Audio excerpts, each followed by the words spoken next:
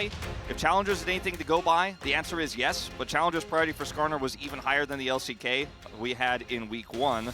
So it was banned all 5 games that I cast, and it's fearless, so if they ban it in the first game, then they're banning it in the second game. Exactly. So, well, you can already see the Nautilus is taken away here by Kwangdong Freak, so Zeri stocks up so far, at least for their draft here, as the Maokai will be taken away from Cuz yet again. He played it exclusively in their first series, and now it's been targeted against him almost every game because he's made such a large impact on it. See what the next ban is going to be here. The Rumble and the Skarner trade has been quite common here in the LCK. I mean, they're really leaning into a potential Zeri lock-in here very early. The thing is, I mean, Ju can play this pick as well, so if they wanted to kind of, you know, ban the Skarner here and say, okay, we see what you're doing, we're going to pick the Zeri away. You know, if the stocks are that high, this is another way to do it. Just ban Rumble and say, okay, go ahead and ban Skarner now, and kind of force that ban out of them. But let's see if CV Max does that. He's one to not get bullied in the draft. Now, they could leave Skarner up and then try to grab Zeri, because Skarner, if Nongshim want to prioritize the Skarner higher, Skarner is not very good at locking down Zeri, nor Ezreal, even though it seems like he should be. It's just so difficult to get on top of these slippery 80 carries. Sejuani is banned, so leave the Skarner open. Now, because of the specifically Nautilus and Vi bans, that's why the Zeri stocks are so high right now, the Ezreal as well. So the Skarner is left up. Let's see if they want to go for something like a Talia setup here for Bulldog first, and then grab the Zeri, but it feels really risky. Again, Zeri specifically 6-0 here in the LCK. That's why we're talking about her so much, even though she's been normally picked later in the draft. We'll see if there's any adaptation here from our LCK squads. The Tristana going to be prioritized over that Talia. Both powerful mids up. Yeah, Tristana definitely very high in terms of presence, is 4th place in the presence level, and they're going to go Tristana Nidalee, which, you know, in terms of traditional mid-jungle duos, it's not too great because you have no CC, but you do have a lot of damage if you can land stuff. But in terms of power picks, definitely do see these picks a lot. Definitely can get a lot of power in the early game with these picks, with getting prio in mid and most matchups for the Tristana, and how quickly Nidalee can clear the jungle. So it does open up a lot of possibilities here in the early game. And even the pick here, the Corki, is an interesting one. Yeah, you can still throw that mid as well if you wanted to. Yeah, throw the Talia in the jungle. Looks like that's where we're heading. I was going to say the Talia into the Tristana Nidalee seems really tough to play out and can really suffer, as shout-outs to Hanwha Life. Yeah, don't play Vayne AD carry. Well, maybe thinking about playing in the top lane, but yeah, the Cassante, just kind of the safe pick. So this is where things get super obvious, I feel like, for Nongshim Red Force, what they want to ban away here. As for Quantum Freaks, you want to protect this Cassante pick, and they're going to ban actually the Kalista. This screams, I'm playing Zeri or I'm playing Ezreal, and you guys do not have a great answer for that in the bottom lane thus far. Let's see if Nongshim want to ban both of those picks away, because without the Kalista, you're not going to get bottom side prio either. They already have Tristana, they have the Nidalee. The early game is so strong around the map to protect such picks as well. Seems like a no-brainer here, but they'll ban Lucian instead. Yeah, pretty interesting. I mean, you can always ban Lucian and Zeri if you'd like to take those 2 picks away. We've seen those quite a lot, but that might mean that we see the first game of Leap versus Ezreal in that case. Let's see what Quantum Freaks want to ban themselves as well. Twisted Fate comes to mind, even on this patch where he's significantly nerfed, just to push the it's the Skarner going to be in top lane. Yeah. The Talia's throwing me off with this flex. Also, they banned Zeri themselves. Yeah, that's okay. I mean, it just says that, okay, we don't want to play Zeri, and maybe they're just going to go for something else. I mean, if they left the Zeri open and they already banned Nautilus by themselves, then you're kind of and you don't pick it, then you're really kind of in a weird spot, especially with not a lot of CC in their comp already. And so it will be Braum. Okay.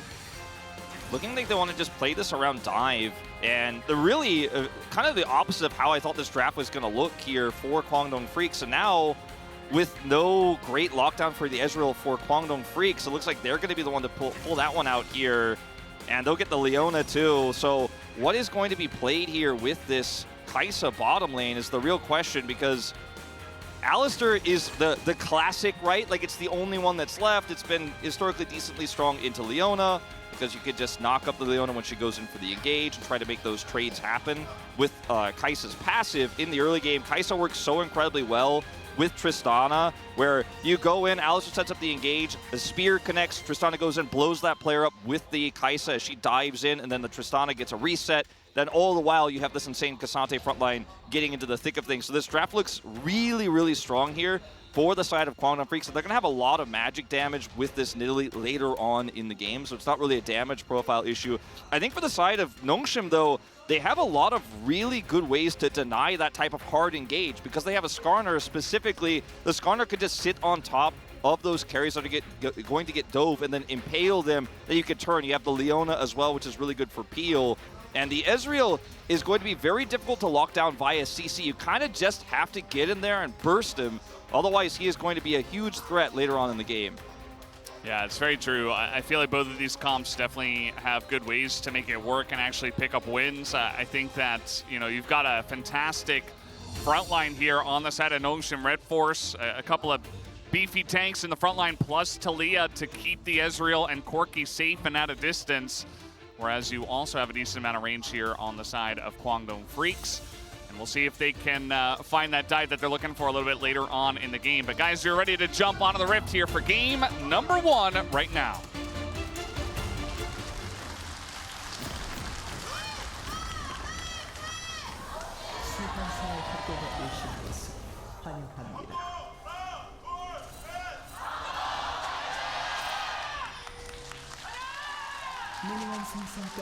Here we go, game number 1 of match 11, the first match here on 14-12 in week 2. And already we see the Ezreal. We saw it last week, and we're gonna see it this week, probably more than the couple of times we saw it the last week.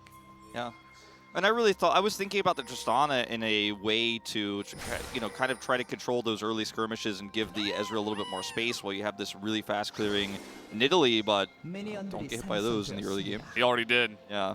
Well, don't get hit by 2 at least. Yeah. 50% dodge rate. But you know, this Kai'Sa really follows up incredibly well on the Tristana, as we've seen this duo so many times, double 80 carry.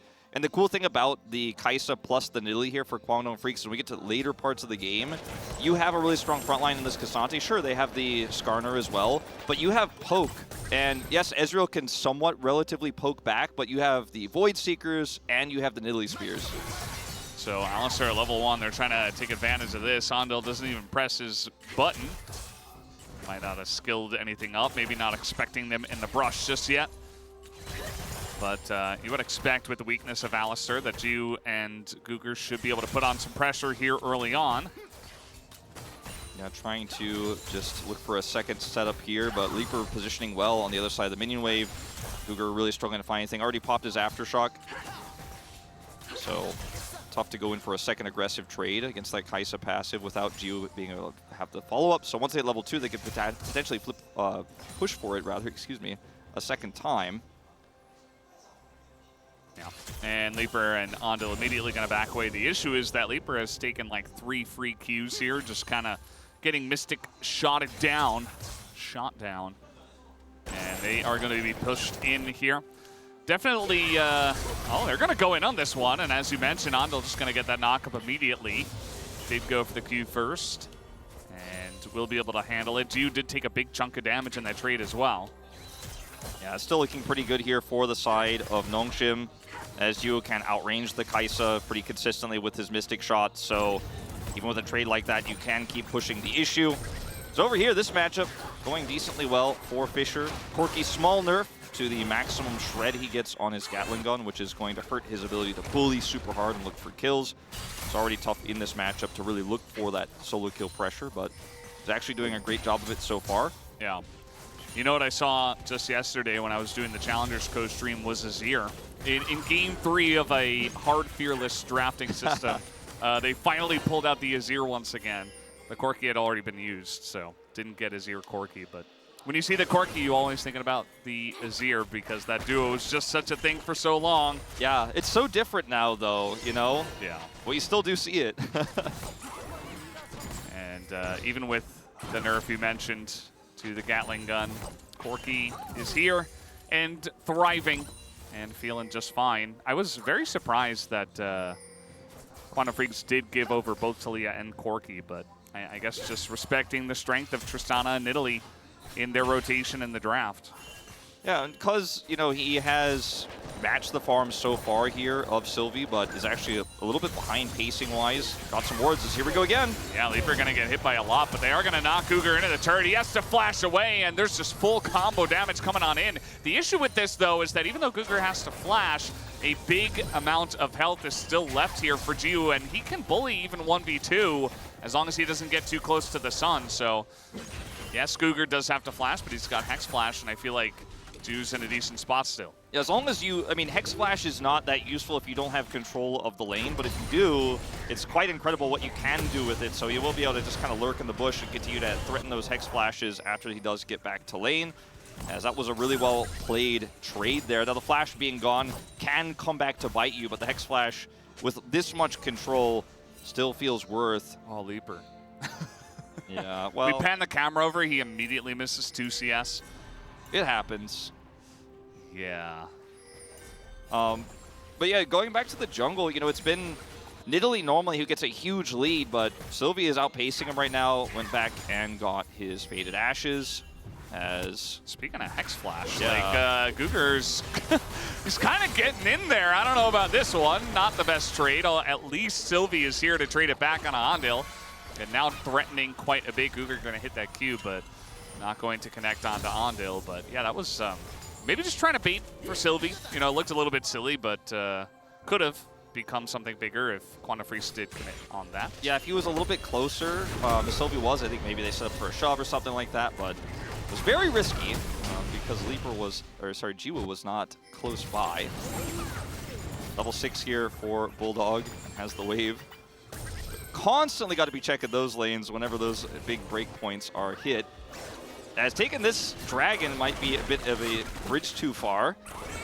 Yeah, so they're trying to clean out the vision, and he almost caught Cuz there, actually, which could have been something big with Leona right next to him. Jiwoo once again going to get the push on this wave. It looks like Leaper did have to back, and probably going to be a plate here for Jiwoo as well. So we talked a lot about the Ezreal. It feels like he's benefiting the most from this early game so far. Absolutely. Fight over the scuttle now as Cuz is trading back. Cougar isolated here on the left side. And he still doesn't have flash. He's taking a lot of damage here. The ult comes in, and Cougar will survive. And Bulldog getting very close to the sun. He's going to go down, and it's Jiwoo who picks up first blood. Cougar, he's just doing such a great job trying to set up these plays. I don't know if it's on purpose, but, you know, it's working. They're really spending a lot of resources to try to punish this Leona who has Aftershock, Eclipse, so difficult to kill, even without Flash in this scenario, baiting them in super hard, and Bulldog just kind of miscalculating the damage there, thinking he had enough with the charge exploding after the ult, pushing him away, but he doesn't quite have the damage to secure that kill, and kind of baits his team in a little bit there. As look at how much damage Cougar is taking here, and he misses the Zenith Blade, and this is like such a bait, because Bulldog is just like, he missed it, man. What is he even aiming at? I'm going to get this guy. But look at the damage output of the Corki in the early game. He's got the Gatling gun. He's going to rip down those resistances. And it's, once again, Jiwoo who ends up being the biggest winner of everything here. Picks up the first blood. Yeah. And this Ezreal is already kind of on its way. They're going to try to set up something here on a Dindin. The all-out does come out, and the Talia is nearby. Sylvie could wall up to the top side as this pull is going to come in the Impale. The amount of CC is crazy as Cuz is going to go down to Dindin. And look at this dude who desperate. He finally takes out the Scorpion, but Sylvie still on the chase. It looks like with this Cassante, he will just let him go, but not quite the gank Quantum Freaks were looking for. No, definitely not. I mean, Dindin really making a lot happen with that one. Not able to hit the double Impale, but still, with that push into the wall, secures the damage there for Sylvie to come through and clean up house. So he is the one who ends up picking up the kill in the end, but big play on the top side counter-wise by Nongshim. Bit of a miss for Kwangdong Freaks, and Cuz trying to make some aggressive plays here, chipping out Guger earlier, but not leading to a kill. Up here, trying to look for the pick on the Dundun. But look at how nearby Sylvie is when this starts happening, and they've got to be aware of this. Maybe they just think they have the damage to burst him down quickly, but they don't, and the Impale pulls him right into Sylvie. This happens where he crushes him into the wall. Then the knockup comes through. Dundun gets his shield here, and is just healing through the damage. Sure, it's a trade back here for Dudu, so all things considered, it could have been worse, but absolutely a win for Nongshim. Yeah. And if that's not Cassante, I feel like it would have gone even worse. Yeah. Like he was able to go unstoppable through the Impale. He's able to survive through a lot of the damage afterwards. And I mean, they also get the 3 grubs as well. So it's not like they just were able to save the top side play. They got the objective plus saved the day on the top side. And you can see these lane leads are really starting to stack up. Fisher, 400 a lead. Jiwoo looked like it was about 600 there. He's got an advantage. And this is not good news for Kwangdong Freaks. Yeah, this is not really looking like they have done well in this early game. I mean, because his first big play was on the top side, but immediately Sylvie is there and ready to go. And you mentioned the farming. I mean, Talia's just a fantastic farmer as well. And, you know, you just kind of gave that one away. The Talia was available, and he is just soaring ahead. So I am definitely worried for Kwangdong Freaks with the power of the Talia, and the very farmed up Fisher, Corki, and the Jiu with first blood. And they didn't get enough control over the game, especially bottom side, to where Cuz could try to look for threats onto Sylvie, because if Sylvie is jungling and he uses his shove on a camp, then like Italy can push him out and actually start to put kill pressure onto him, but just didn't have enough control over the map for Cuz to ever look for a play like that realistically. So he's just been left to his own devices, as you say. Cole nearly finished here for Fisher as well, already has a significant farm lead. Guger potentially in danger. Yeah, and for one reason or another, Guger just is he's getting a lot of attention. They want to kill him, they want to get him down. He did have to flash early. They're trying to hunt him in the jungle, but yeah, it's Leona, and he's gonna have Warmogs here in a moment. So we'll have to wait and see how if they can kill him at all in this game, even though he has been in a lot of precarious situations. He's level 5 to Jiwoo's level 8. Are you familiar with have you ever watched Mulan, the Disney movie? I think I did when I was very young. There's a scene where the grandmother has this lucky cricket, and she like covers her eyes because the cricket is lucky and walks through the street, and it's a disaster, but she walks out alive. Like, that's Guger for me right now. Yeah. All right, Dundun looking for the Impale, but guess what? Oh, they're going in. Look at that. Jiwoo's going to get caught out. We're going to have to see how that trade even began, but seemed like Leaper found his moment. He was able to cleanse probably the Solar Flare or some kind of stun from the Leona and then immediately turn the tide. So that's the one issue with the Ezreal, is that if the Kai'Sa can close the gap, you can be in a really bad spot. Especially because the Ezreal, had to pick up a tier, isn't item-wise so far ahead that it's not playable here. They're both at level 8, as he just goes in for the W. So that's why. Yeah. And then Leaper is able to very easily follow up with his killer instinct. They'll just clear the wave. Guger walks out, sadly, still sitting on 0-0-0 skill score. Bottom lane of Kwangdong Freaks, they're great. Don't get me wrong, but don't Arcane Shift into an Alistar. Yeah. Don't do that. You will die. Doesn't matter who you're playing into. Here at the LCK, they will kill you. So that's definitely just a bit of a Jiwoo mistake there. Yeah, just trying to get his W to proc going in, but you need that escape. As a bit of a puzzling one there. Kwangdong Freaks will now start up the first dragon of the game here. It's an Infernal Dragon. As we're still looking for plays here on to Dudu, who's Cassante his way out of quite a lot this game. 2 Impales now. Yep. And I don't think they're going to be able to cross-map on him, but perhaps they will be able to lock up 6 grubs, which can be very powerful if you get some time alone with the turret. Denying it from this Tristana as well is pretty significant.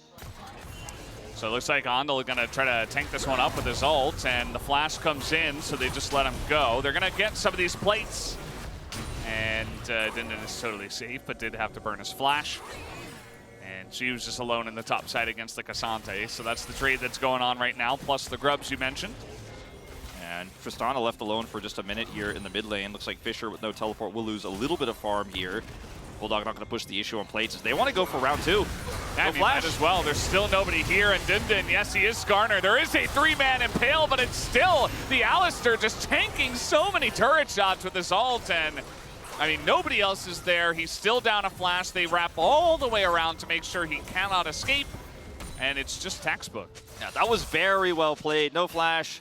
Impale buys some time, but ultimately there's just too much damage there. If Andal is going to tank the turret, he's also super tanky, has his ultimate, so very difficult to actually trade one back there for Dundun. They do end up securing the 6 grubs in total, as you mentioned just moments ago. It's kind of all been happening off camera. Dudu is completely fine topside. Nice interrupt. Yeah, gonna be very annoying there. Gugur once again. This guy's lucky cricket's fine. He also has this flash, which is gonna help a little bit more than the lucky cricket.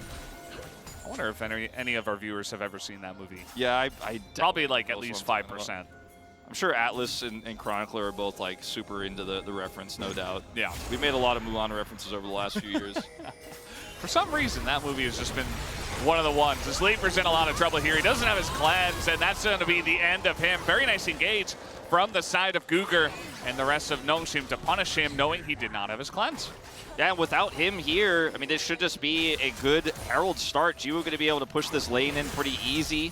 No one really to threaten him. Leaper not here with a static shift to clear the wave, so Cousin Andal on wave duty here. And that's just going to buy so much time for Sylvie to clear up that Herald. Top side, they can catch the wave with Fisher, who still has teleport.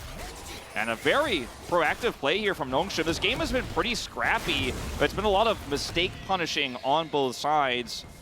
Dundun is going to get his Impale back up here, but I don't think there's any play to be made either side here. Cuz taking the red buff while this push happens, Gugur should suss this out. But there's nothing he can do about it. So we're going to go back to this triple Impale play. Now, this is the second dive where he doesn't have flash. And the Impale actually just hits Leaper as he's going in. But it doesn't matter because Andal is tanking the turret. They grab an additional plate. Nice try by Dundun. Should have been Cassante. Yeah. Should have played Cassante. Probably would have survived and killed 3 of them. I mean, Skarner's really strong too, but in that specific scenario, I'll probably take the Cassante. You see the difference in the jungle. We've been highlighting this a lot as, you know, Cuz did go down. Sylvie's just been on the map a bit more. He's been power farming as well. And you say, okay, well, I'm Nidalee. I don't get pressured. Talking about Taliyah here. I'm Nidalee, but I have a bunch of CC, and I have global ult, and I farm just as fast. Like, I don't know, and I'm flexible into the mid lane. Yeah, I mean, the passive... I like the Taliyah better, if you can't tell. The passive also allows you to move around the jungle and rotate around the map quickly, whether you have your ult or not. And so, you know, if you fall behind as the Nidalee in this case, and you can't put threat onto the Taliyah, it's really easy for her to just rule the top side of the map as she has. And yes, they did kill Dundun on the bottom side in that last play, but they spent a lot of time there, and killing the Skarner while losing control of the top side, losing control of mid, losing control of all top objectives isn't going to be worth it. They did get the one dragon, but it's so late into the game, they're not looking to stack 2 as we're going back ways to this one, as the Weaver's well set up here is nice as well, but it's just a great play from Gugur. He just didn't know he was on a ward.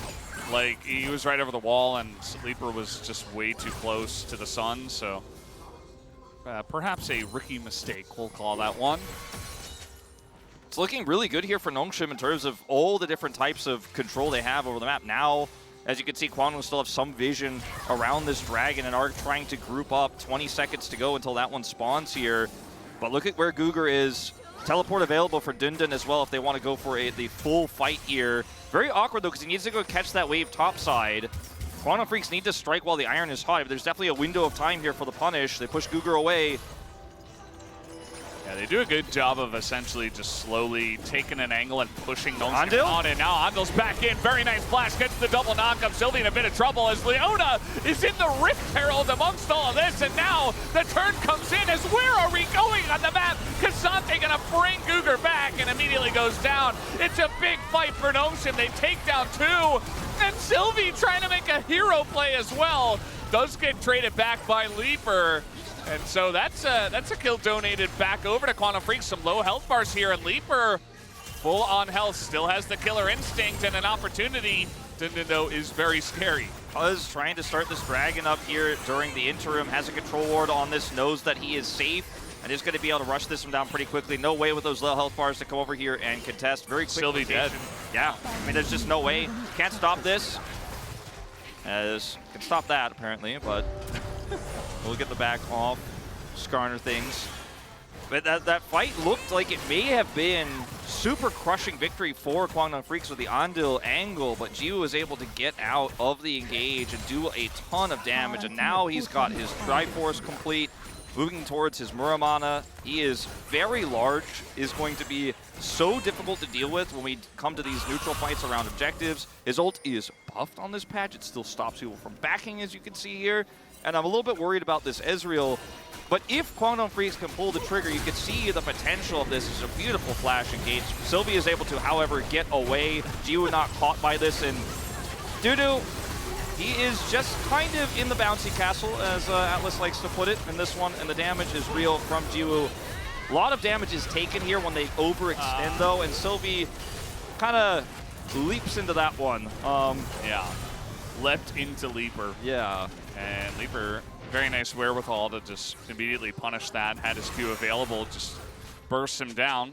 Another big reason why Kaisa can be strong at times is her burst, and Talia, although very strong and does a lot of damage, is somewhat squishy at this point in the game, so you got to be careful about going for plays like that, especially when you're the jungler and there's a dragon up and your team would love to do that, and you got 2 kills already. So a lot of things to list, and it's a Mountain Soul as well, which both of these teams will very much enjoy. Look, I respect the proactivity. It's a Nongshim moment, right? Like, come on, Valdez. I think you're being too hard on him. Yeah, that's fair. That's fair. No, I mean, if it is successful and if it's a little bit more measured and maybe there is an angle there, like, you could champion that, but it definitely ended up backfiring in a huge way. Look at the shred. Yeah, the flash, big one into Bulldog. And Bulldog is just on the run. We do have a Talia coming in. This time, Sylvie going to cut it short. Just goes for Cuz, and that'll work out. Much better this time. They take down the Nidalee. Zhu nearly died to Leaper, who does not have his ult. Going to take a bunch of damage more, but you can see that Leaper, especially in this 1v1, will dominate this trade. The observers wanted to showcase that Jiwoo could have looked for the snipe there, but decides to wait and save his True Shot Barrage because he took the bad trade. So there was that moment of decision-making where he's like, am I going to look for the snipe? Actually, I need this True Shot Barrage. They're pushing in the wave. I might lose too much of this turret if I don't. So good call, I think, at the end of the day, to look for the guaranteed clear on the wave instead of looking for that kill onto Bulldog. As Fisher sets this up with a flash forward with the big one, and if at this moment Leaper sends the True Shot Barrage at the right trajectory, you might actually be able to take him out. But it's pretty high, the health bar of this Talia. Cuz does end up actually, sadly for him, being the one who pays for this the most as he's trying to save the play. And Jiwoo walking up for this, potentially to actually look for the faster True Shot Barrage where he does get hit and then ultimately decides to True Shot the wave instead. Yeah, he does get away, but he had to flash in that trade. And wasn't sure if Andil actually flashed himself or if it was just a Hex Flash, but either way, he does have the Hex Flash, so he'll be totally fine with that to punish Jiwoo. It's still a relatively close game, I'd say. I mean, Nongshim definitely with the gold lead. They have some very strong carries at this point, especially the mid-jungle. Even Jiwoo, who had some whoopsies, is still up there and is pretty strong.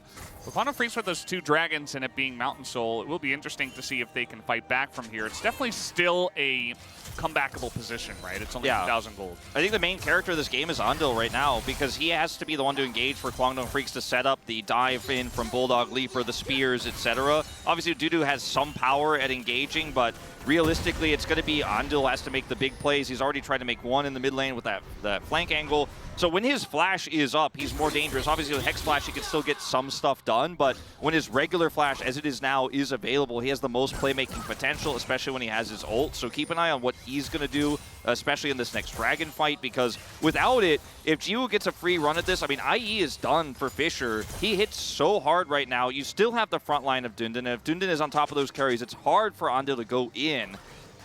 Will have to use his ultimate and may pay for it. So Bulldog, same story. If he wants to go in to try to secure that kill, might find himself overextended.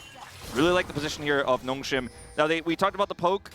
And if there's an AP item to come through here for Leaper, I mean, he's got his blasting wand, then he can add some back. Obviously, Cuz can poke a little bit.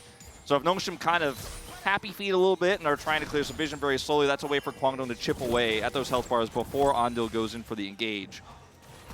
Yeah, this dragon fight is going to be critical, I'd say, in this game. It feels like Nongshem really want to start stacking up the Mountain Drakes.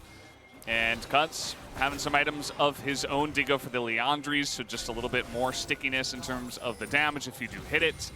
And even the traps are able to proc that one, so he's just trying to exert that pressure as much as he can. Look at the amount of traps on the ground and vision control right now for the side of Quantum Freaks, as there is a control ward in the Dragon Pit for Nongshem, but you're taking damage. Sylvie's going to step on a trap. Everybody's taking poke right now on the side of Nongshem.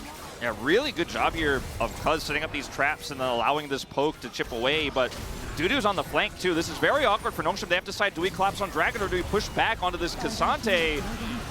Looks like they choose option B. Well, they go for the Cassante. He is going to go unstoppable. Andel goes in once again. He sets it up, but is the follow-up? There's the question. Bulldog and Leaper doing some damage, but they can't take out Cougar. Now Bulldog's going to get low himself. Leaper on the run is going to send a W in and does get away. Here comes Jiwoo trying to punish on a Cuz alongside a Skarner. You can see trying to charge through the jungle as Cuz, the True Shot barrage, he's going to get hit by it, but he still is going to live, probably through a heal in there in the darkness as well. Yeah, I think they dropped that heal right before he was hit by the True Shot. That's just enough to keep him alive. Nobody died, Wolf. Yeah, but Kwangdong Freaks come out massively the winners of this, and a lot of this is Cuz's trap set up there, the wards, the vision that Nongshem had to fight through, and their lack of poke. Even though they have decent engage, the spacing was so good from Kwangdong there, and the fact that Dudu was on the other side meant that there was kind of a time limit for Nongshem on what they were going to do, because if they dive into this dragon, Dudu gets into the back line here. It's very awkward to play out here as Jiwoo and Fisher, as Andel is also just waiting for his moment. Look at all the vision, look at all the traps, and then when they try to turn on to Cassante,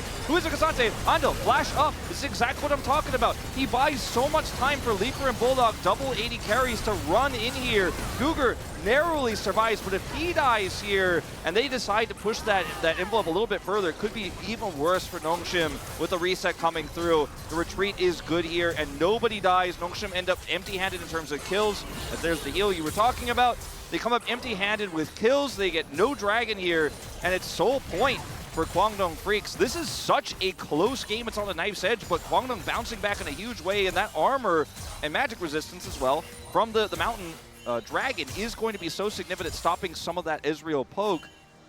And if they end up getting this next dragon, those shields give them so many more opportunities to actually look for those engages with Andil. So this one felt like, okay, you cannot give this one up no matter what, but the next one is really the last nail in the coffin, I feel, for the side of Nongshem if they give that up. Which is why I think they did go for the fight. Like, even though it is a Cassante, they nearly got him, if not for Andel, as you mentioned. So at the end of the day, if they get Dudu, they chip him down, they keep healthy, there's certainly a chance that they could maybe roll it into a Baron or at least some extra pressure on the map, and then you can probably get the next Dragons and try to roll that snowball in that manner rather than just trying to go straight for the solo yourself. So it doesn't quite work out for Nongshem. Not the cleanest way to go in there on the Cassante after all. But yeah, as you mentioned, this game is just so close at this point in time. Cuz not gonna get that one. Sylvie does smite it down. I also think that even though the Mountain Soul is so important here, if you end up losing the Mountain Soul fight, but like get the Mountain Soul as Kwangdong, you could lose on the Elder in the next fight, right? Baron take here is also something that both teams have to be very concerned about, especially with these 6 grubs that Nongshem have and how quickly they can push down his turret. Same story on the other side though with the Tristana here for Kwangdong Freaks. Baron is so valuable for both teams, so you're going to see this kind of standoff happen here as Vision is fought over. Kwangdong Freaks having Vision where it's more relevant here now on that Baron, so Nongshem trying their best to clear some of that and get closer to the Baron, make sure that's not being done, maybe set up some visions where maybe for an engage or a pick. But this game is really on a knife's edge right now. Big breaking points hit for the Nongshem squad, right? They just got rapid fire cannon for Fisher. Jiwoo's been on these 2 items now for a little while, 2 items on the Talia. And it's very, very strong, the comp, if they can actually avoid that engage from Andil and nobody can get on top of this Ezreal. He wins the longer fight every time if played correctly. As long as he doesn't make any mistakes, Jiwoo should be able to pop off and carry.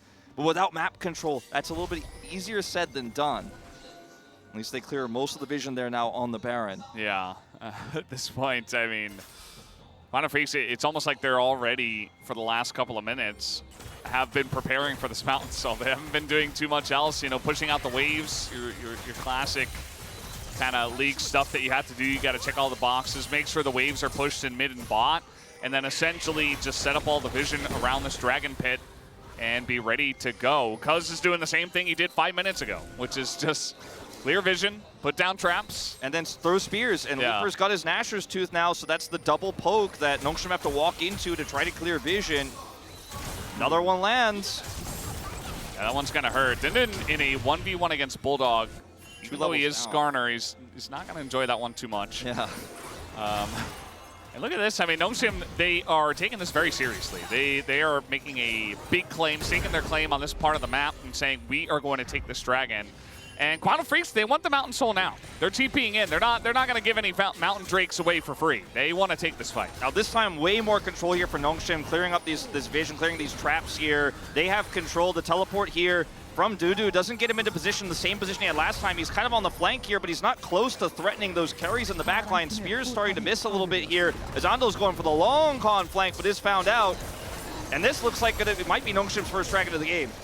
Oh, we'll see about this one. They're going to collapse on a Sylvie. That's the smite of Nongshim. You can't let him go down for free as the True Shot Barrage not going to come in. And now we got another fight. A double impale coming in on a Bulldog and onto Cuz. Speaking of smite users, down will go Cuz. He's not going to be in there. Bulldog trying to go 1v4 right now. He is tipping away the damage. He's got a Cassante with him as well. They try to take out Cassante, but he gets a double kill. And Bulldog going to jump in and dies immediately. Leaper was somewhere in the mid lane. Now it's all up to him in a 1v3.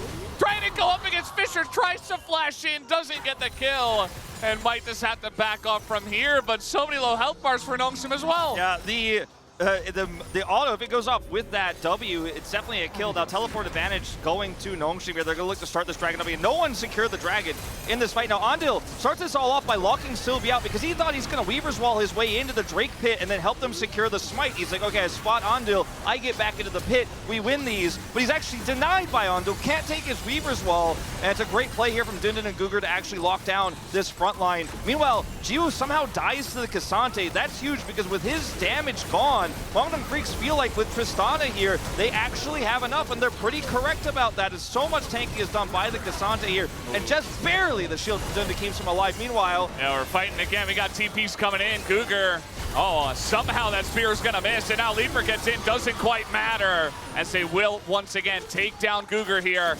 And now up a member, Skarner down to the bottom lane without TP as well. I mean, it is Skarner, he'll get here on time, but still, trying to set up a play here, trying to set up vision at least around the Baron and look for a potential turn.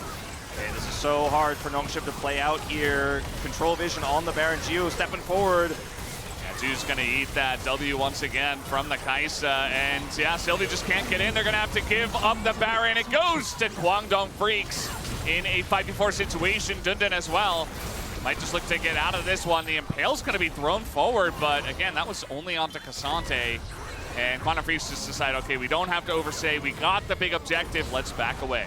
You can feel the desperation that Impale attempts. Nongshim are like, we've got to get something back. We've just lost so much in this game. Like, they had so much control. And sure, they finally got the Dragon, but it feels like a consolation prize is starting this off. Guger trying to go in on the Leaper, but he has Cleanse, and it's just not the right call. TP comes through here as well from Bulldog, and he is ready to follow up on the play. And that leads to Baron. Those Andil, I mean, he goes straight to the choke point, goes straight to the flank angle as soon as they're starting to start up that Baron, so he has all the information about the exact angle Nongshim is approaching at.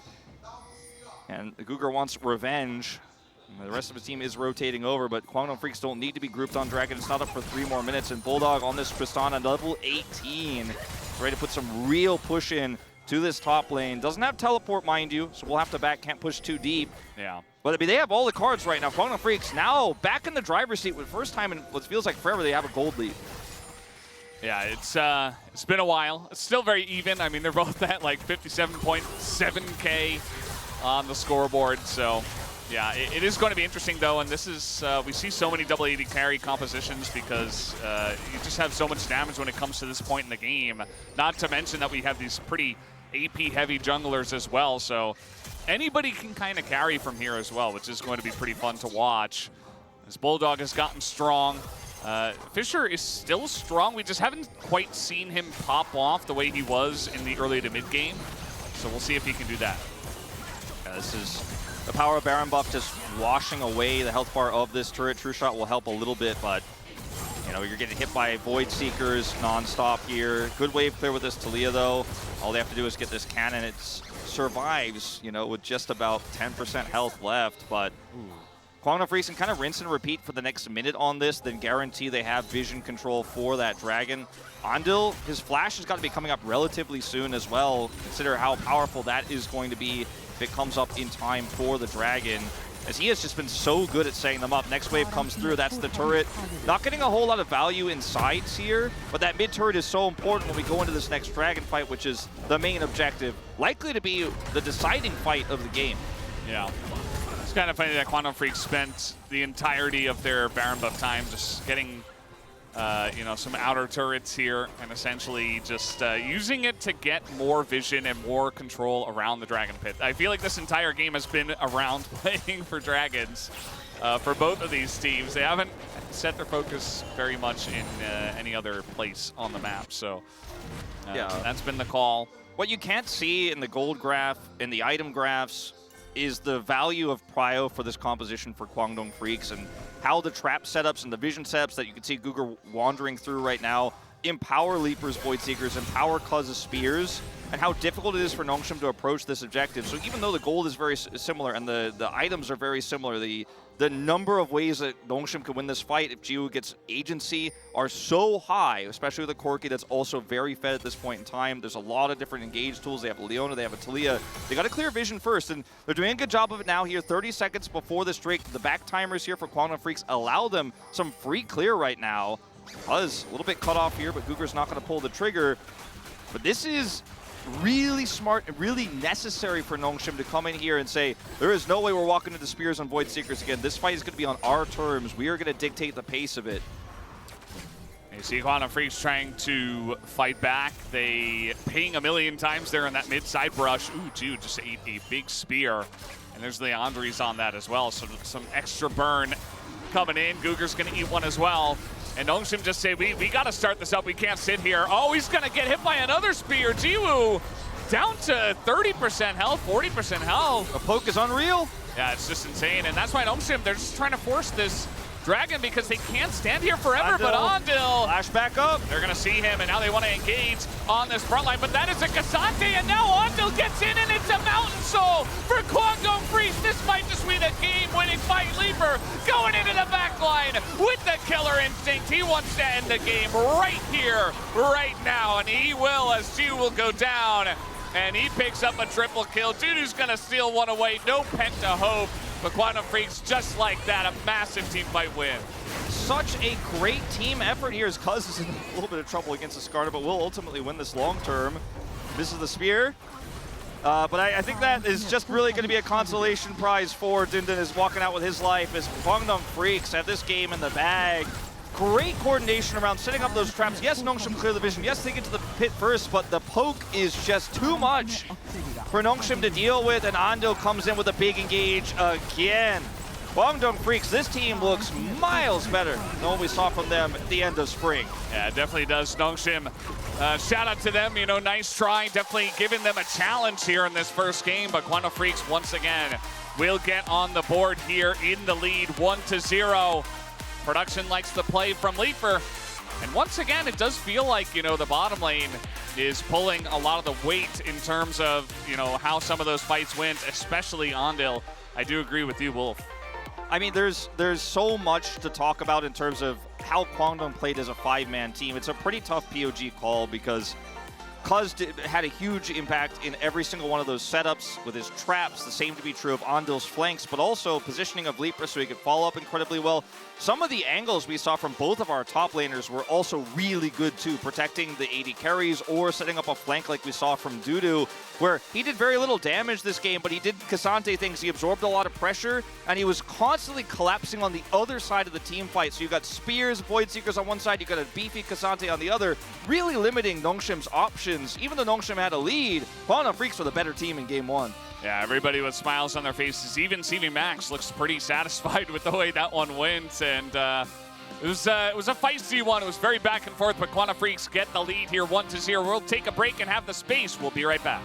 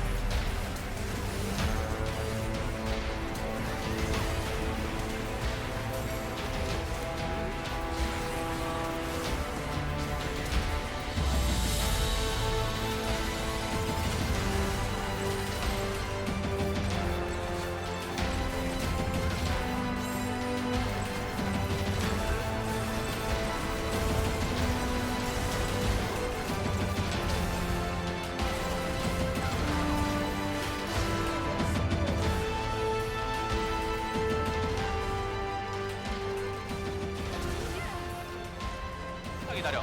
나 들어갈게. 기다려봐. 스카너 같은 거 넘길 거 볼게 나는. 야 형 우리 뭉쳐있지 마 제발. 진짜. 스카너 넘기는 거 잽봐 방에서. 레오나도 살짝. 레오나 볼게. 레오나. 얘네 앞으로 뚫는다. 레오나 볼게. 레오나 쳐봐 레오나. 레오나 오pen. 여기 봐줄래? 여기 봐줄래? 야 그렇게. 볼게. 야 이제 바꾸네. 야 이제. 이제 잡을래? 이제 잡았어. 아 너무 잘 도는 것 같은데? 네, 이게 anything away from them, but the draft was amazing for Nongshim. We kind of all echoed this sentiment, and it just didn't work out. Got outplayed.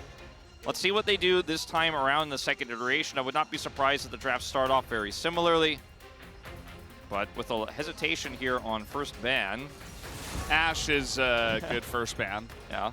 Probably talking about some other ones. Maybe they'll reconsider the third ban, which was Rumble. I think banning Maokai against Cuz is still a good idea. Definitely. But if they really want to play that Skarner, if they still want to commit to that Skarner first pick, maybe we just see the same bans and then perhaps some different picks. But could be also, you know, they do something else and put Fisher on the Tristana. They could flip the draft in that way, even if the same bans come through. And then, you know, we see the Talia go over to Cuz or Bulldog. And we've seen a lot of different Talia lanes, or rather jungles for Cuz go well with the Talia lane, like the Viego that he's very famous for example. So could see a completely different game here in the second one, as the Nidalee will be banned, in fact, here, not the Rumble. So that's a big change. Now you have to decide, do you want to ban Talia here? Do you want to ban Tristana here? Do you want to ban the Rumble and not allow Dundun to first pick that? It's a bit of a tougher call here for Kwangdong Freaks. yeah, I think for them, leave the Rumble open. Maybe Dudu can grab that if Dundun does want to go for the Skarner first pick once again. And they will leave it open. They're just going to keep the bans the same for them. They ban away the Sejuani. And Skarner still looking to be the first pick here for Nongshim. There it is. We've seen Sylvie rely on this Sejuani pick so often, and Dundun is great at picks that empower Sejuani. That's kind of his champion pool and his playstyle, so not shocking to see the Sejuani ban. And then just makes it super easy to go down the Skarner path here. Now, Rumble could be the answer here. That's been the most common response to the Skarner pick when it's left up. The Tristana, you know, we're always thinking, is it Tristana or Talia they prioritize here? Talia a little bit more flexible. Tristana a lot more guaranteed, it feels like, in what it's able to do in-game. So now the question becomes, do you grab Rumble? Do you prio pick at jungle here? Do you take the Talia away? I doubt it. I think the Rumble is the safest bet here. And then you could react to the rest of the draft, because you didn't need to lock the Rumble here necessarily, but they could have flexed the Skarner jungle, and you can just kind of see what the game plan is going to be here for Nongshim Redverse. There's Ezreal and Zeri that we talked about a lot in the draft in Game 1, still very relevant here. Azir. I talked about it in Game 1, mostly against the Corki and not really in this spot, but if that's what he wants to play, that's what he wants to play. So it will be Azir into Tristana, another matchup that we're seeing a bit nowadays, as Smolder saw this in Challengers on Monday, and the Aphelios. Yeah, this isn't Fearless here at LCK. You can just go ahead and pick Ezreal again if you'd like. This doesn't scream, Valdez, I have a plan. You know what I mean? This doesn't scream, I have a plan. Yeah. The numbers that we saw there. Denying the Kai'Sa pick, but not a whole lot of synergy with it just yet. Will give over pick of the litter here now in terms of jungle for Cuz, as he's just letting everyone know it will in fact be an AP jungle that he's playing. Yeah, doesn't necessarily have to be with the Rumble, and he is going to lock in the Viego here at the very end, so very strong with the setup they have. Similarly to how Kai'Sa can follow up on that Tristana all-in. You set up an equalizer, somebody goes low, Tristana goes in to try to finish them off, Viego also goes forward, they get that kill, Tristana gets a reset, Viego gets a reset. Can be incredibly powerful, played correctly, and it's one of Cuz's best champions, the Viego. Poppy going to be denied here. And now we're going to see some of the standard bottom side bans here. The Kalista is removed. Can't take away both the Zeri and the Ezreal, both that are very strong with Guangdong Freaks' draft and the theme that we're going for here. So I wonder what that final pick will be. Because, yeah, they're just trying to thin out what Sylvie can do here. I mean, Talia's still available. It is a lot of magic damage, especially with the Kai'Sa builds we're seeing nowadays, and Azir in the mid lane. So maybe just assuming they're definitely not going to pick that one. But still a strong pick. I don't know. Taking away a lot of burst here in the bottom lane. The Lucian, the Kalista, the lane push that they could have looked for here. See what Leaper does go for, because the Zeri is still very strong here. And, I mean, it was in game 1, too. They decided they wanted to do the dive. They wanted to do the follow-up to the Tristana that way. This time it's going to be a little bit more measured, a little bit more slow play with this Zeri, with the Kai'Sa on the other side. And, I mean, they could flex this Skarner into jungle and throw us a curveball here in top lane, so they don't have to play the Skarner and Rumble matchup, but I just don't see it. I don't see it happening, and it looks like Sylvia is just going down the tier list here. And this draft, while it can work, it just doesn't feel like it has a strong theme. You don't have a lot of single target setup for this Kai'Sa to follow up on. You have Emperor's Divide, which could be great in early skirmishes. You have Impale, but it's not guaranteed into a comp like this that has a Zeri. And this draft does not inspire confidence here. The Rel can definitely help out with some of those issues. Yeah, the Rel's been kind of the go-to in terms of, okay, well, Nautilus is gone. We don't necessarily want to play Leona. We want kind of a team fight, kind of wombo combo style support that can also potentially deal with Zeri, but not 100%.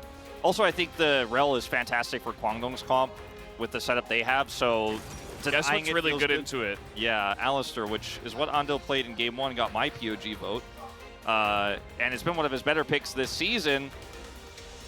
I feel like in game 1, we knew that Nongshim had clear draft advantages. They had a clear theme. They had a clear edge. This time, they got the Skarner, and the Azir prio went up. They denied the Kai'Sa, but the rest of this draft just didn't really hit for me, Valdez. I feel like it was just a pick of tier list champions that were available that don't work very well together.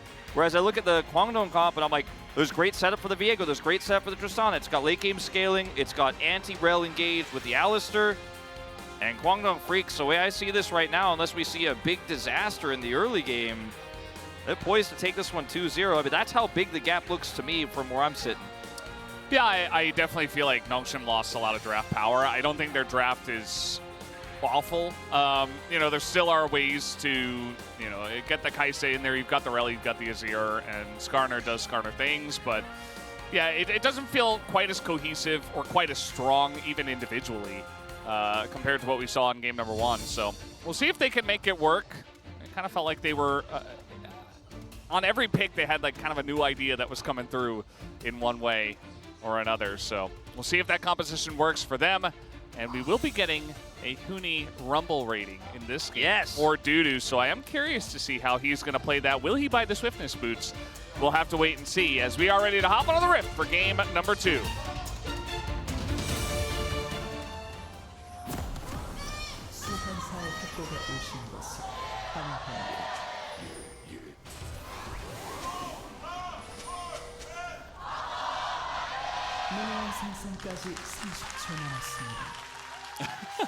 Guangdong fans are just out here in force today. We are on their side, so their cheer is going to sound louder, but I feel like it's louder anyway. And yeah, they're getting hyped. I mean, this Guangdong Freaks roster, I feel like there weren't a lot of expectations in the beginning of spring when there was still Taeyun on the roster. Taeyun and Andil trying to make it work. It did not work. Taeyun got sent down, Bull came up. We didn't have a lot of expectations for that, but then that started to actually work, and fans got more and more excited there, and now Leaper came in, and expectations, again, weren't super high, but now he's kind of reaching the next level. So it's all very exciting stuff if you are a Guangdong Freaks fan since the beginning, just to watch their growth. Yeah, I mean, for those Afrika fans back in the day, they've seen them reach the heights of one grand finals, right? You cast that finals. Yeah, with Papa Smithy. Yep. It was in Busan, right? And we haven't seen them really get back to that greatness for a long time. And I think the hope is, and always has been for Guangdong Freaks fans for the last year and a half, that these players who came up, Bulldog, for example, And the bottom duos that people thought we knew Taehoon was still relatively new. They thought that they would grow quickly, and then the CV Max coaching wheels would turn, and this team would end up becoming, you know, real playoff contender. And until this first week and like first game of week 2, we haven't really seen Kwangdong come out and look dominant, look super coordinated, and Leaper's been a huge part of that. But Andal has leveled up, clearly enjoys playing with Leaper, and they are on the same page, and you love to see it. Now, top side of the map here, we talk about this a lot. We've spent a lot of time talking about this matchup because it has been so common. Before Dudu ends up hitting level 2 and then at level 3, it's hard for him to manage his heat to guarantee that he could trade appropriately, so sometimes Dudu just throws rocks at you and you don't always get that much control early. Really has been different game to game. He's got level 3 now. The scariest part of playing the Rumble is the flash push into the wall, flash impale angles. We've seen a lot of junglers punish the Rumble that's trying to get a huge advantage up there. But kind of by default, Dudu should be able to have a lot of control there. In mid, Bulldog should be able to have a pretty decent amount of control. Bottom side can definitely go either way depending on how those supports do bump into each other. But right now, Leaper, pretty huge edge here, not even using his barrier. And Zeri's on a 6-game winning streak. I'm looking at the way the draft functioned as a 5v5 team, like we talked about that a lot there, but in terms of the early game as well, I think Kwangdong have a lot of advantages here. Yeah, we talked about that Zeri win rate at the beginning of the day, and we saw a lot of Nautilus 5 bans from Kwangdong Freaks. We thought it was only a matter of time when we would see this pick once again from Leaper, who does have 2 wins on the pick. And here it is again. Might be picking up its 7th win if they can get the win here. That is, there's just really not that much lockdown for the Zeri, who has intense amounts of mobility, as we know, and there's just so many threats in this roster, especially when you add Viego to the mix, because you think about the 280 carries, and also, oh, here we go. This is what you were talking about. He gets tower aggro, and he is going to have to flash away. He is okay. I can't believe this keeps happening. I mean, I know it's kind of a new pick, the Skarner top lane. Like, it's completely reworked. It's not really been a thing ever before. Like, it's been a thing for less than 2 weeks here in the LCK. But, like, guys, he's going to do it to you. Yeah. Flash me, you won't. No, he did. It's a trade of flashes, ultimately, though, in this case. So, and no jungler there. So it's not as egregious this time around. And Dudu, you know, he could be like, yeah. It's the Dundu matchup. Oh, yeah, it is. I'm surprised that wasn't in our match points today, but yeah. So that trade overall, you know, they do some damage to Andal here, but Leaper's just really healthy, and the lane is pushing into them. Could have even had Cuz come down to Shadow, but I feel like this lane is going pretty well so far for Kwangdong Freaks, so they're gonna let him go back. That's even more poke damage going in. Dudu's like, thanks for flash, I guess. You know, meanwhile, going back to the top lane matchup, thanks for flash. Now you can't do that when your jungler's nearby. Yeah. He has a lot of vision in his jungle as well, now that he has flashes. But he's bought Swifties, Valdez. It's going to make him really fast. True. And not slow. True. Actually. You say Swift? Yeah. I don't know. I think it's not great. But it's fine. It's whatever. We need to get the correlation on how many times a top Rumble has been flash pushed into the wall and how many times they buy Swifties right after that. It's like, you know what? I don't like it. Sylvie is here this time. Yeah, the issue is that Cuz is here as well, and there is a ward as well, but he's not going to respect the push once again. Dudu going to drop down the equalizer and try to run to Viego, and there's the impale. It's just a kill. First blood going over to Sylvie. Cuz gets in, but not going to overstay his welcome here, so Dudu may be feeling overly safe, and he gets caught out once again by the E.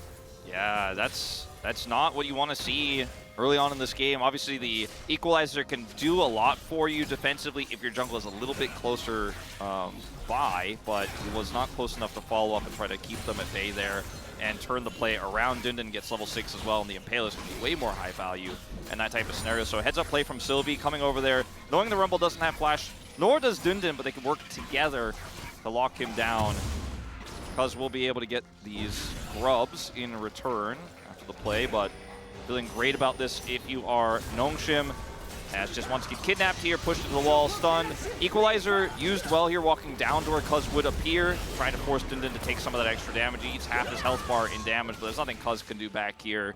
Yeah. Notice how Bulldog very nice on the buffer there. Just saw the tail end of that one. Just trading his own jump for the ultimate of the Azir. Always going to feel good as the Tristana. Always felt like Tristana, especially if you could buffer it like that, just has a very fun time into Azir, which is why I was a little bit surprised to see it in this matchup up against the Tristana, but just trying to trade and get some AP damage in the mid lane, I suppose. Maybe some comfort for Fisher as well. When we had a lot of Tristana, popping back up, started by Bulldog last year, then, we saw a lot more Azirs actually catch Tristana, but after like a year of Tristana being meta mid, it just almost never happens. Like, everybody buffers now. Everyone's remembered how to do it or learned how to do it, depending on where they're at in their careers, and it's not happening a lot. Meanwhile, yeah, sometimes you can just hop in. If the Azir doesn't have his shove, then you just jump on in there. And now Cuz, who has been kind of the objective meister here in this one, he is going to take down the Grubs, and now the first Drake much earlier in this game compared to the 12 minutes of last game. Yeah, much, much faster. Same Infernal that they are going to pick up here, so very relevant stats. As Bulldog's going to come over here, see Sylvie. Cuz rotates over, looks like nothing's going to happen of it, but I want to point out that even with the cull buy here for Leaper, he is just crushing this lane so far. I mean, he's had Perma Prio all game long, and this is without Ondo flashing. He hasn't used his barrier. There hasn't really been any huge mistakes from Jiu and Guger, but they're just not laning as well as he has, and it's not the first time we've seen this. We've seen Leaper get all-ins, kills 1v1, 2v2 down there on the Zeri pick, even in the early game. So we talk about Zeri as being a scaling pick, and sometimes she could do well in early skirmishes where it's very difficult to lock her down. She picks up a few kills. We call it a Zeri moment, but in lane here, that extra plyo just allows Cuz to come over here and say, thanks for free Dragon. You don't have Emperor's Divide in mid. Bulldog can push out mid. Guangdong using their prio extremely well. Guger trying to get that stun down. Leaper just dashes away from it. They pick up a plate here and just trying to extend that lead even further along.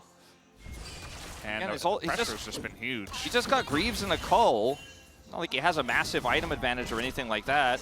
And just Kaisa can struggle. The damage output, the wave clear of the Zeri. Once she gets the Shiv, it'll get a lot easier when they meet up in mid lane, and then the Zeri will have a harder time dealing with the wave pushes coming through to mid turret, but he's going to get one of his own as well, and then kind of equalize as... Yep. The lightning synergy. Always need it. Yeah. And then maybe it's going to be Hextech Soul as well. Ooh, that would be hype. Get the triple lightning synergy. Assuming that Quantum Freaks get it, but I don't know. They got the first soul, so they'll get the second one, right? Yeah, well, it's looking likely at this point, but anything could happen in a Guangdong Nongshim series. Yeah, I feel like, when I first saw this matchup, I was like, oh, that should be actually kind of close, at the beginning of the year when I looked at this, but I don't know. Guangdong Freaks just had a great first week, and Nongshim had kind of a stale first week, not the best look from them, so we just came into this one definitely expecting Guangdong Freaks to be the big favorites. At least the first match, or the first map, the first game. Okay, there we go. Did eventually end in Guangdong Freaks' favor, but it was pretty back and forth and pretty fun. Yeah. Like objective fights and stuff. No, absolutely. I think game one really delivered, and you know what? I'll go as far as say it's best game of the week so far, Valdez. But that's an Ox joke there. Say, I'm the best Viego in the game, okay? Yeah, you're also the only Viego. But, yeah. I thought the game was good. The draft was good from Nongshim. I think Nongshim is really sticking it to the haters, I think, in a lot of ways, because their week one was pretty rough, but I think they've fixed a lot of their issues. Like, Guger looked a lot better in game two, although he did have his cricket moments. Yeah. Fisher's laning has looked better since Nongshim's first series. Uh-oh. Here's the all-in. The all-in comes in, and Jiu just going to ult on top of him as well. The barrier has to be used here from Leaper and from Jiu. The flash Q comes in, and Leaper cannot handle the pressure from Jiu. Oh, man. Jiu is going to end up making him pay for that one, and Nongshim have topside control, so he gets the kill, and they're going to be able to equalize Grubs here, it looks like, with a back from Bulldog. No TP.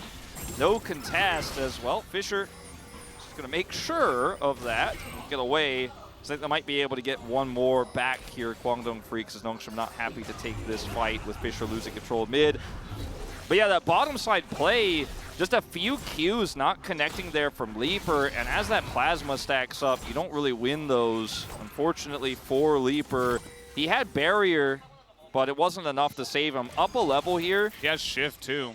And yeah, the Shiv is quite a significant spike here. He's able to proc it, comes in, has his own barrier too to trade with Leapers. And as a plasma stacks up, the Q is enough. And you can see the fadeaway walk back. He knows as soon as he presses Q and that connects, he's got the kill. And the coaching staff super happy about this, as well as some of the boys over there, Call Me and Mihail in the booth. Here we go again. Here we go again. This time the knock on the wall into the Impale. Dudu just has to flash to get out of this one. Needs some rock damage. And they're just going to trade flashes again. Okay, Cuz is here, though, so if Dudu baits him... Yeah, Equalizer's going to come down. He's just trying to push the wave as fast as he possibly can. Dudu must be sitting on a lot of gold right now. He still only has Swifties. So he's not doing much. Cuz already is sitting on a full item, and he will be able to help in getting the kill. Very nice dive. Nicely set up there from Dudu and Dundun, I would say. Yeah, I mean, you could argue that... Okay, hold up. Sylvie's trying to make a cross map, and then we'll push Andal away for a moment. Guger's also here. But I will say I think that the proactive play ends up biting him because he ends up using his flash, using his Impale as best deterrence. And I think a great read by Cuz, and Dudu staying in range and baiting out the play. Looks like that was actually the case. They trade flashes, but it's a kill that goes over to the Rumble at the end of the day, who is finally now going to back. 2 plates went down topside as well. We'll see what he can buy with all of this money. Straight up Leandri's insta-buy, as you were alluding to, the gold he was holding. Nongshim with all that bottom side prio where they looked for the cross map. Trying to set up for this dragon here, but a little slow. Guger's going to also just get over the wall. That will go over to Cuz once again. Gets the smite down. Guger with the Magnus Storm. He's eating a lot of damage, but that's a punch into the Rel. It might not matter as Cuz is going to go down, and now Sylvie wreaking havoc on this back line. Dudu in a bit of trouble, but Bulldog is really the guy on top who has the most health, potentially the most damage, but Sylvie is going to get in on that one. And he's not going to be able to do quite enough. Does go down to Andal and Bulldog, and now Dindin's all alone. Gets the Impale, but it's not going to matter. As all the threats on the side of Quantum Freaks, they lose 2 of them, but they have 2 more. Yeah, they have 2 AD carries. They have a big Rumble who just picked up Leandri's right before the fight. So even if you kill Leaper, there's just so many other problems you have to deal with. And Kaisa just doesn't have the damage output long-term in a fight like this to actually maintain that Tristana, against that Tristana, the extra damage. As you can see here, they lose the secure of the dragon because Guger's not in position to keep Cuz out. And yes, he does go down as Sylvie goes in here, but look at Bulldog putting Fisher down to 0 instantly. And look, Dundun's doing his best to try here to keep Dudu out. But once Gio is this low, yeah, Bulldog can't kill him, but you're just completely out of your depth now. And if you had gotten the dragon here and you trade these kills, you're like, all right, fine, cool. But you don't get the dragon, you lose the fight. And Dundun, you know, trying his best here, but this is not the same game as game 1. Yeah, Dundun. Dundun.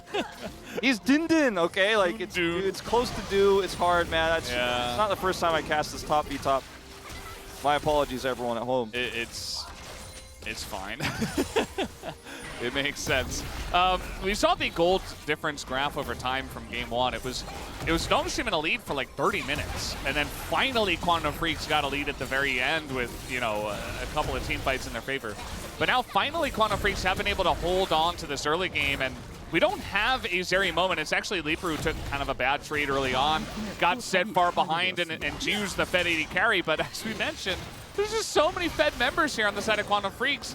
That doesn't really matter if Leaper's not the guy this time around. They've got Bulldog, who's 2-0-1. They've got the Rumble, who has 3 kills. And it's going to throw an ult into that wave as in comes Guger. But Andal is just so fantastic to buy some space and time here for his top laner, and will keep him alive. There's no wave here either, so they can't even get the turret off of this play. I do think this is exactly how you have to play this draft out, though, with a Fed Kaisa, and that being your real key win condition here as Nongshim, is to try to dive and set up single target plays on squishies like the Rumble. You have so much setup. Have the Magnet Storm, as Andal might be caught. Yeah, he doesn't have his ult, but he does have flash, so might, if he gets in trouble, elect to use that, but just is able to walk it off. Zeri and Diego there as well to get him out to safety. It was a good try from Nongshim, but they come up empty-handed in the end. Don't even get Andal's flash out. Don't get the bottom side turret. And just trying to fish for picks for Jiwoo is definitely the game plan here for the next 2 minutes before this dragon spawns. But Quantum Freaks, Saw a zoom in there from Jenna Strong, maybe trying to indicate that he might be getting close to that second item already. I mean, just taking a look at the numbers, he is the most fed person in the game. Yeah. I don't even need to see the gold graph. Oh. And here we go again. I mean, Ju's up a level, he's up farm, and this time Leaper will respect it. So, yeah, maybe just a bit of a rookie mistake earlier on, thinking, hey, I got POG, I can do anything. But yeah, he's going to respect it now. There's the Flicker Blade locked in.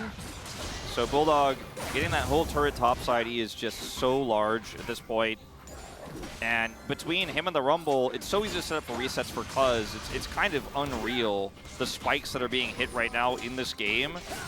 And in 1 minute's time, Nongshim have to contest the dragon. If they don't really have any side pressure. You know, you look at the difference here in terms of relevant gold here in the top lane as well. It's the Doos that are winning over the Duns in this one. As, I mean, that's quite common for a Rumble, but he shouldn't have that big of a lead. Yeah. Okay, flash on in. Bulldog might be in some trouble. He's got the Kaisa nearby to help take him down. As the ult comes in and he gets another jump. Bulldog, how do you manage to get out of that? As a W might be coming in, and Skarner's on the chase as well. One rock not going to be in range, and Bulldog walks it off like it's nothing. Flash used by Dindin on the play as well. Finds nothing. Bulldog doesn't even have flash. He still gets out with the ult. And now Cuz looking for more. Oh. Okay, well, he's going to get the turret, and he's got some support here as well. Fisher, and now a TP coming in. Andil gets into that backline. Fisher is just so dead as he had already flashed here. And now we get another charge with this Rift Herald. Yeah, smite it away. And Andil is underneath the turret, so he's going to have to use that flash. They're still maybe going to get this turret, which is insane this early on. And yeah, they will. Leaper sticks around and takes down the mid-inner. So much money on that play, and it's just off Cuz saying, I'm driving in. And yeah, they have the Emperor's Divide, but they use Emperor's Divide and Magnet Storm on a Viego as Heartbreaker and Flash. And, you know, he's squishy, but he's not that squishy. You don't have the damage to follow up on him, so this ends up being a huge play. Is down here. We'll watch this one more time. Flashing in. Now this again is what you have to look for as Nongshim. Jiwoo trying to come in here and finish him off, but Bulldog knocks him away at the perfect angle to get out. They commit the blue trinket. It's not enough. And then watch how many tools are used to try to catch Cuz here. Again, Flash and Heartbreaker available. He goes straight in, grabs turret, Emperor's Divide is well timed, Magnet Storm denied by the ultimate. So now they're like, we can push more. They wasted their ults. Yeah. And that's a disaster. And then you have a Fed Rumble who TPs onto one of the little void bubs and is able to get right in your face as well. Another equalizer here to clear the wave. And again, the turret is going to survive. And they can't even get the objective bounty here, Nongshim. Man, game number one, I guess, was their opportunity. Andil Hex flashed over that Void Seeker. The timing of that was pretty impeccable. The mechanics. I mean, he's been kind of insane today. He's been kind of insane this whole season. Yeah. Hasn't been very long yet in the season. It's been 1 week and one match. But, you know, he's looked great so far. Yeah, I mean, I'm a big Andil enjoyer. I think we all kind of have been here on the global side. We've given him credit when it's due. He's had some rough games. He's had, you know, some health issues. He's definitely been a player who's he's been kind of momentum-based. He's not always on his peak, but so far he has been. We'll see how long he can ride that momentum. Yeah. I do think the most confusing part of the draft, which I'm not going to get to talk about here, Bulldog is in a lot of trouble. Can he get out of this one is really the question, as I don't think so. He is a magician, and he nearly kills Dindin, but he is not going to get out this time around, as now the rest of the team is able to get in. He did a lot of damage, at least Bulldog, and now the rest of the team is here to punish as they take down the Skarner, they take down Cougar, and they're not done yet. They have tons of mobility. Zeri would love to continue, but with the Sun Turret, they're just going to back off of this one and maybe look for the Baron. Meanwhile, this bottom inner is also going to go down. Yeah, they're lucky Dudu didn't have teleport. He might have actually wiped the whole team if he came up, but he doesn't, so he's going to get turret instead. As, okay, a trap has been set. Now Leaper thinks better of it. He's got a turret here too. There's no way to make a play on this. Valdez. So what were you going to say the biggest problem of the draft was? Was picking Rel with the Alistair available into Andil after game one, after week one. Like, and don't do that. If they pick Alistair into Zeri Tristana, it's also not great. And if they pick Leona, they're never really going to be able to lock down the team. So the options were super limited. I mean, there were a lot of big issues I had for this draft for Nongshim. Now, Bulldog absorbs so much pressure here. Fisher eats a ton of damage, half his health bar here in turret, so can't really follow up or do anything when Andil walks in. And it's just, with the Zeri here, you're like, well, that's that. We're out of here. Gugur does go down, and then the Sundis turret helps them at least stave the bleeding there, but bottom side, Dudu gets the turret, so 5,400 gold lead here for the side of Kwangdong Freaks is, I mean, it's almost overwhelming. I almost feel like this game is just not recoverable, and I'm looking at this feeling like, you know, I'm already thinking about Kwangdong versus T1 later on this week, because this one feels done and dusted. Yeah, I mean, at this point, it's kind of rough because I feel like the gold lead should be even larger, if not for the fact that Ju was farmed out of his mind and did get an insane amount of gold in this game. A bit thanks to Leaper, but, you know, Ju did make the play happen, so props to him. But yeah, I mean, Quantum Freaks are just in a really comfortable spot, especially if they get Cloud Soul. You've got a lot of users that would love to pick that one up and get a lot of use out of it. Pretty much everybody in their lineup, and you're just not really going to get away from a Zeri that has Cloud Soul in this game. Well, you know, with the Leandries here for Fisher and the Nashor's Tooth, like, he does a lot of long-term damage in the fights, and I do like that Ju has actually indexed into more damage in this game rather than going for the standard AP item. Third, the Nashor's Tooth, that's very common to look for Poke, because Poke isn't going to bring you back into this one. You got to hard carry Ju. They're going in onto a Xin Zhao. Not the most common target, but he is a bit isolated, and the Viego loves to play into that. And will Heartbreaker, but it's not quite enough to take down Sylvie. Sylvie does get chunked out in a big way, though. I mean, that's the jungler, remember, and we got a dragon coming up in 30 seconds. So can he even get back there for the dragon fight is another question. No flash for a potential steal is problematic here. Nongshim just going to look for a Hail Mary Baron clear, and I mean, I don't know about that one, Valdez. I mean, they don't have a lot of options here. And the turn is decent with Gugur on this rel. Kwangdong a little blind right now, so this does pay off to a certain extent, but I mean, turret goes down. You have bottom turret as well, like, just completely uncontested. Like, so much farm lost there. Will finally be picked up by Dundam, but Bulldogs just come over and take the dragon solo while they contest Baron. Yeah, guess you might as well. Nongshim might have read into that. They're trying to find some kind of a gauge, but you're a Rel looking at a Fed Rumble and an Alistar right there. You don't want to engage onto that. And now it's just going to be Cloud Soul over to the Kwangdong Freaks, just like that. Just with the posturing that's coming in, and Andil will find Xin Zhao and just back away. Doesn't even need to flash for that one, just knocks him up. It's like, no, there's no prio targets in here under my flash range. As Bulldog is just sitting in the side. Bulldog's been so good at knowing when he has teleport how much of a leash he has, how much time he has to push. Like, he pushed that wave into the inhibitor turret, and he's like, all right, back off, do dragon, come back here, sit in this lane, still be a threat.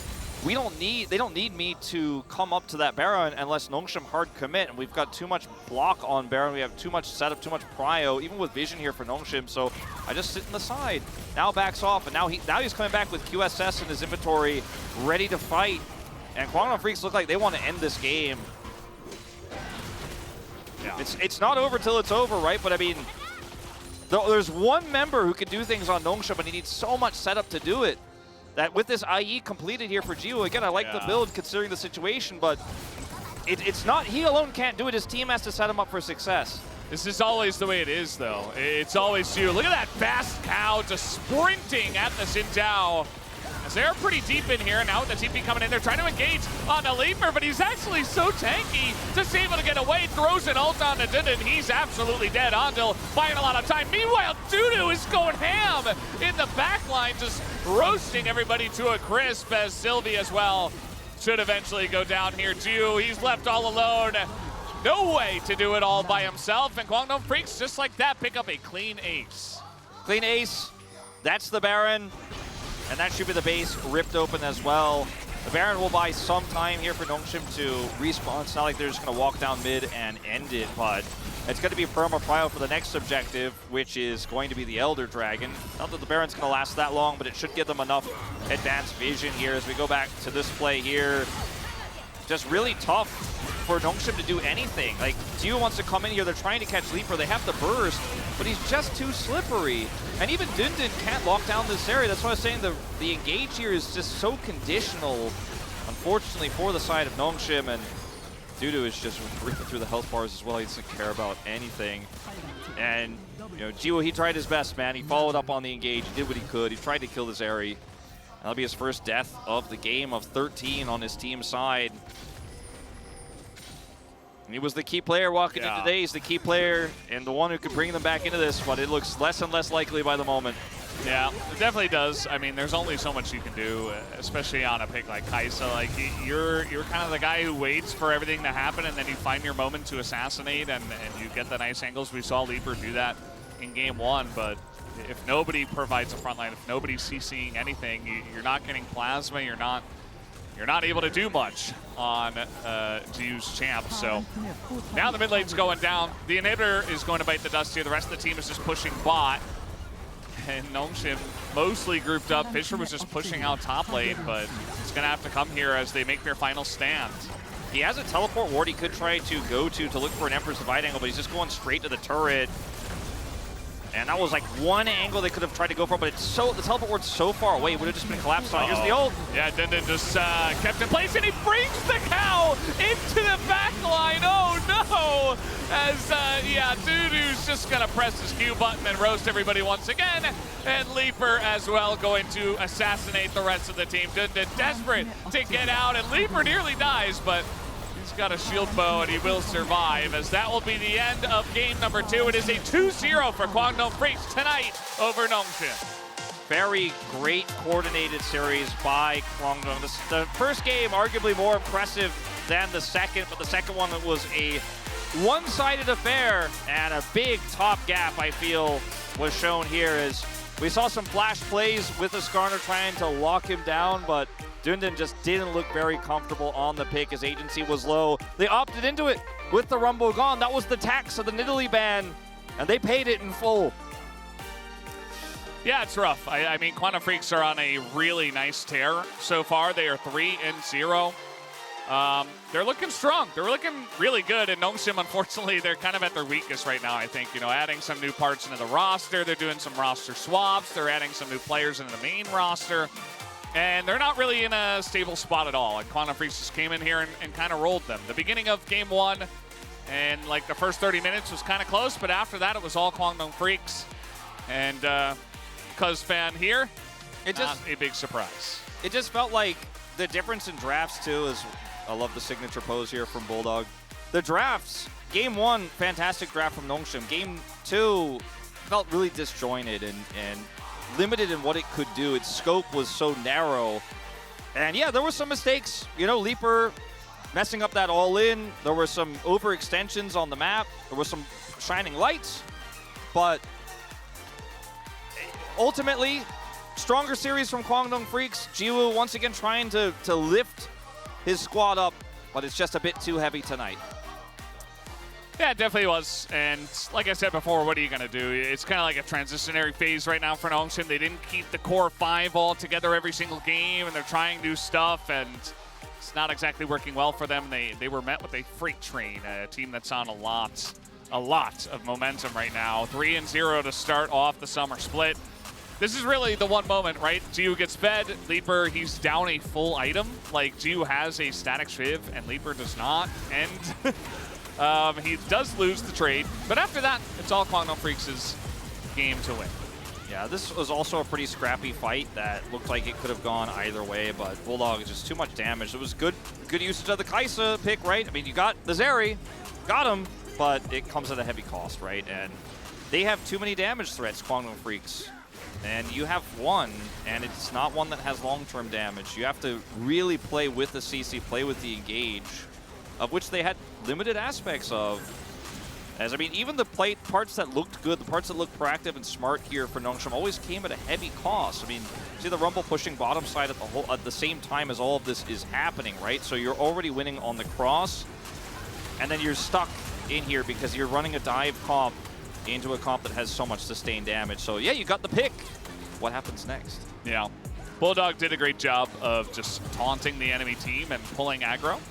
And then the DPS did the work afterwards. If this were MMO, but yeah, it's just. You know, this one fight as well, you've got Dudu TPing onto, he is Omega fed at this time. It's just a very broken up fight. Like, Sylvie needs to be the guy who's in the front as the Xin Zhao creating space, Crescent guarding people and stuff, but we just never really had a straight up, like, 5v5, both teams butting heads into each other in this game. It was mostly just Mono Freaks just hitting them over the head with the hammer, as this did not help because you pulled an Alistar into your back line and then the game ended. Bizarre Rippers divide there. Just unfortunately for Nongshim, this is the kind of game you want to forget and go next. I think in a lot of ways. And after playing against T1 last week, you know, having some close moments, right? They were able to bring that T1 game back a little bit. This is a more depressing end, I would say, as double the damage here newly for Dudu, who has top damage in the game on the Rumble. And even though Jiwoo did more than Leaper damage-wise, I think Leaper's impact was felt more in those team fights.